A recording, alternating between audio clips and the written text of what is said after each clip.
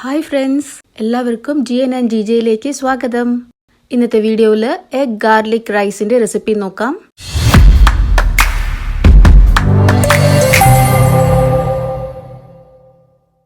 Egg garlic rice ഉണ്ടാക്കാനായിട്ട് 3 മുട്ട എടുത്തിട്ടുണ്ട്. മുട്ട ഇതുപോലെ ഉടച്ച് ബീറ്റാക്കി വെക്കാം. ഇനി ഒരു പാൻ ചൂടാക്കി ഇതിലോട്ട് 3 ടീസ്പൂൺ എണ്ണ ഒഴിച്ച് ചൂടായി വരുമ്പോൾ 2 ടീസ്പൂൺ വെളുത്തുള്ളി ചതച്ചത് വഴറ്റിയതിനു ശേഷം വെളുത്തുള്ളി നിറം മാറി വരുമ്പോൾ കുറച്ച് കരിവേപ്പിലയും ചേർത്ത് വഴറ്റാം.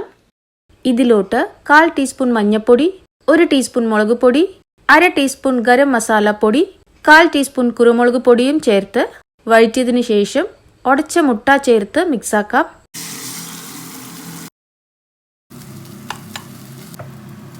ആവശ്യത്തിന് ഉപ്പും ചേർത്ത് കൊടുക്കാം. മുട്ടയൊക്കെ ഇതുപോലെ ഉടഞ്ഞ് പാകായി വരുമ്പോൾ ചോറ് ഒരു ബൗള് ചേർത്ത് മിക്സ് ചെയ്യാം.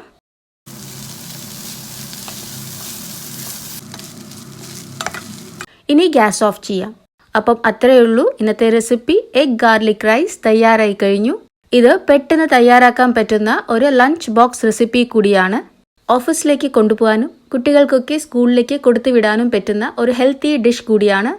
ഇനിയിപ്പോൾ വീട്ടിൽ മറ്റ് സാധനങ്ങളൊന്നും ഇല്ലെങ്കിലും മുട്ട ഉണ്ടെങ്കിൽ പെട്ടെന്ന് നമുക്ക് ഇതുപോലെ ഉണ്ടാക്കിയെടുക്കാം. അപ്പം എല്ലാവരും ഇത് ട്രൈ ചെയ്യുമല്ലോ. ട്രൈ ചെയ്ത് എങ്ങനെയുണ്ടായിരുന്നു എന്ന് നിങ്ങളുടെ അഭിപ്രായങ്ങളും നിർദ്ദേശങ്ങളും ഒക്കെ താഴെ കമൻറ്റ് ബോക്സിൽ കൊടുക്കാം.